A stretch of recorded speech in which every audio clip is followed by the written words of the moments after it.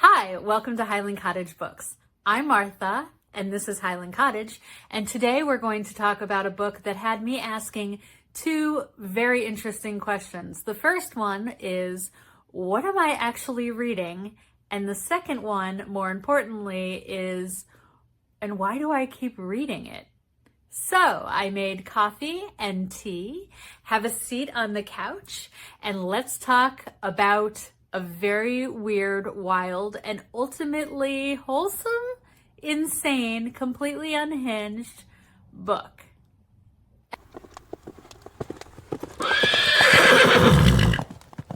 Every few days, I head over to Gailey and I see if I might be qualified to read some advanced reader copies, if there's anything coming up that looks interesting that I want to check out. And this came up and I thought about the title and I went, oh, no, that is not for me. That is quite a provocative title, and I'm sure that is not going to be something I'm interested. But then I noticed it was by Sarah Gailey, and Sarah Gailey wrote a book just like Home that came out, I think, 2 years ago, and I loved it. And so I thought, maybe I'll see what this is about. I'll read the blurb, and I'm going to read that right now for you. So, and I'm going to actually clean it up a little bit because the blurb on the copy is not in its final form, so it's a little grammatically funky. So here we go. Spread Me is a darkly seductive tale of survival from Sarah Gailey. A routine probe at a research station turns deadly when the team discovers a strange specimen in search of a warm place to stay. Kinsey has the perfect job as the team lead in a remote research outpost. She loves the solitude and the way the desert keeps her far away from the temptations teeming out in the civilian world. When her crew discovers a mysterious specimen buried beneath the sand, Kinsey breaks quarantine and brings it into the lab. But the longer it's inside, the more her carefully controlled life begins to unravel. Temptation has found her after all, and it can't be ignored any longer. One by one, Kinsey's team realizes the thing they're studying is in search of a new host, and one of them is the perfect candidate. Okay. That sounds interesting. There's a hint here that there's host. They used the term, and I was smiling, the thing. So yes, this book has some similarities to The Thing, and they even talk about it in the book and make a joke about it. And I thought, okay, I'll give it a try. Wow. That's all I have to say. Wow. I was not expecting what I got, and I'm going to, well, first, if you're the sort of reader who can't have any spoilers at all, then I'm going to ask you to politely subscribe and head over to another video that I've done somewhere else, because I am going to tell you a big thing that you should know probably going into this book that will help you determine whether or not you want to pick up this book or not. And then I'm going to tell you why you might want to pick up this book despite the skeeviness of it all.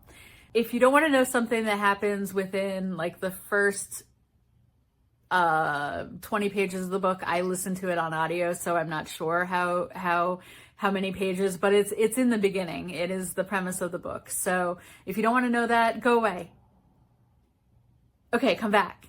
So Kinsey, she is the head of this scientific team, and all the other members of the team are busy scrumping each other.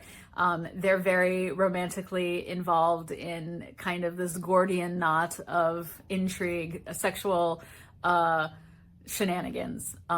But it's all very friendly and everyone likes each other. So she's not involved for two reasons. She is the boss, and so they assume that's why. And they also assume that she's probably asexual because she doesn't seem to be giving any sort of vibes at all. They are out in the desert for 4 years. Over time, you think something would slip. A stray glance of appreciation might slip, No, she's not asexual. Actually, her situation is that she is attracted to viruses. And in specific, she is attracted, she doesn't want to be sick. She doesn't like it when people are sick. She doesn't, she's not evil. She doesn't want people, to be dying left, right, and center. But the idea for her of a virus coming into her body and taking it over and infiltrating her is what makes her want to go back to her bunk for some alone time. So, okay, that's unusual, but it's not hurting anybody. And okay, you do that. And she realizes that this is an atypical type of attraction to have, and she is ashamed of it, so she keeps it very much to herself.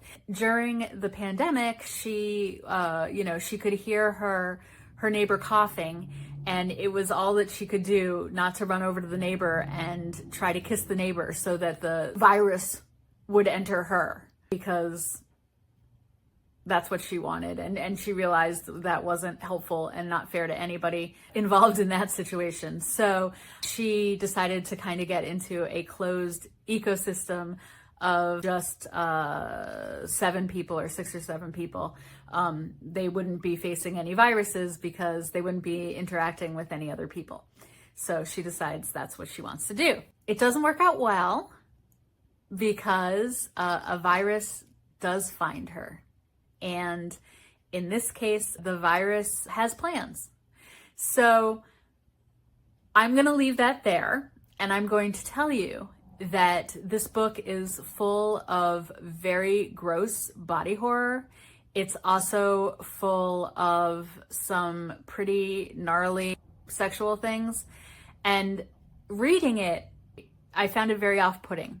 At first I was like, what is Gailey even trying to do here? She didn't seem to be trying to be shocking. And she didn't quite seem to be writing something spicy that would, you'd think, oh, that's wrong, but kind of attractive. If she was doing that, she was failing. And so I was like, what's going on? And I'm gonna circle back, but I first wanted to say that the intersection between horror and erotica, I was like, oh, that's weird. And then I remembered, okay, except 13-year-old me spent an afternoon or two debating whether or not she wanted Louis de Pointe-de-Lac to take me to the prom, or Lestat de Liancourt, or perhaps Maharet. I'm not sure, but the answer is none of the above. They're all vampires and monsters.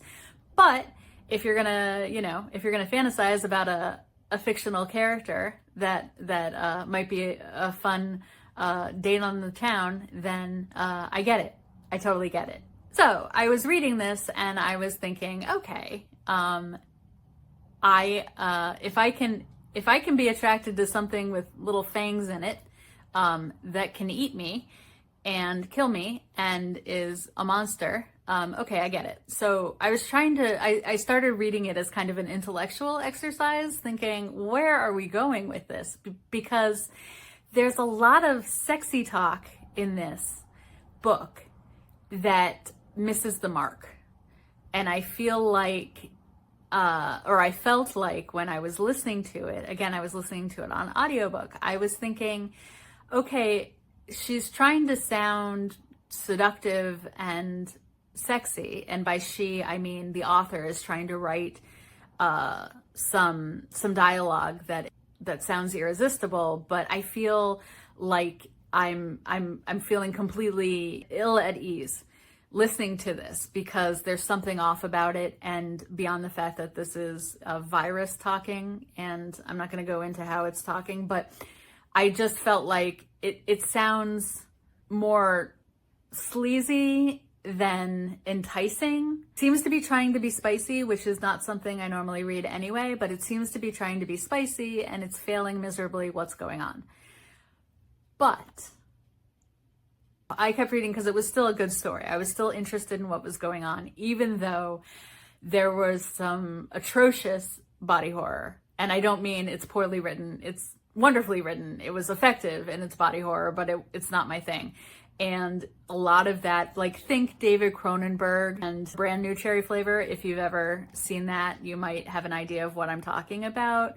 And make it very sexual in nature. And it's grotesque. And I don't know why I'm still reading. But by the end, I realized that I should have had trust in Gailey, and that she actually did know what she was doing. She was trying to make me feel all the emotions at once, and she was succeeding, and that there absolutely was a method to her madness. And at the end, I will say that at stripping away the profound ickiness of this story, there is actually at its core a very simple, kind of beautiful message. No, the message itself is beautiful. The way it's delivered is memorable. I'll say that. And I found myself marveling at the way in which she delivered it, the method and the beats of the story, and realizing that the off-putting dialogue and the grossness of what was happening had a purpose, and that it fed into the plot. And I ended up really admiring this book. And I'm saying that I admire it because I can't imagine that 10 years from now, I'll be thinking, you know what? I want to read a book again. I just want to have a nice comfort book, or I want to discover a book again. You know what? I'm going to pull down Spread Me. Because no, I don't see that happening. I think one and done is good for me. But at the same time, looking at it as a writer and as a reader, I'm marveling at the brilliant way that she put it together. And I did still like it. I did keep reading. I did find myself worrying about Kinsey. I certainly worried about her coworkers. I worried about everyone involved. And I was also kind of intrigued by, what is it that's hooking me in this story? Because it's a bunch of things that I'm not into, and yet I keep reading. And I have no problem putting down a book for any number of reasons. And I put down advanced reader copies all of the time. In fact, you're told, hey, you should probably read 80%, or you should review 80% of the books that you get if you want to keep getting books. And my review rate is right now in the 40s because I refuse to keep reading a book that I'm not into.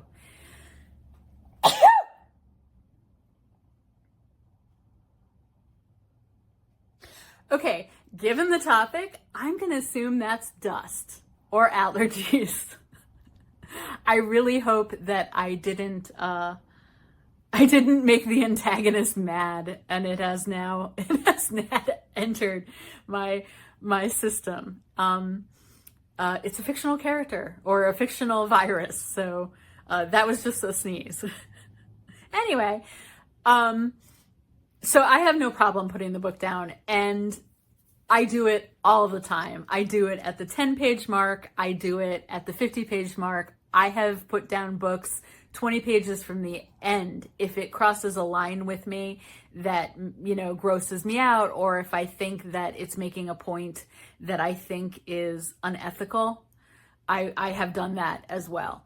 And what I mean by that is if it appears the book is glorifying something that I think is unethical, dangerous. You can talk about upsetting things, but when I think that it's coming from the point of view of, hey, this thing that hurts people isn't so bad, then I'm going to put it down.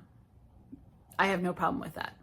So I was kind of intrigued by the fact that I wasn't putting this book down.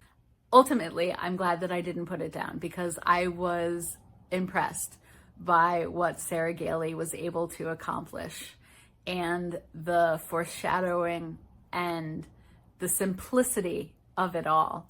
Suddenly, once I got to the end, everything made sense. And I was down with it.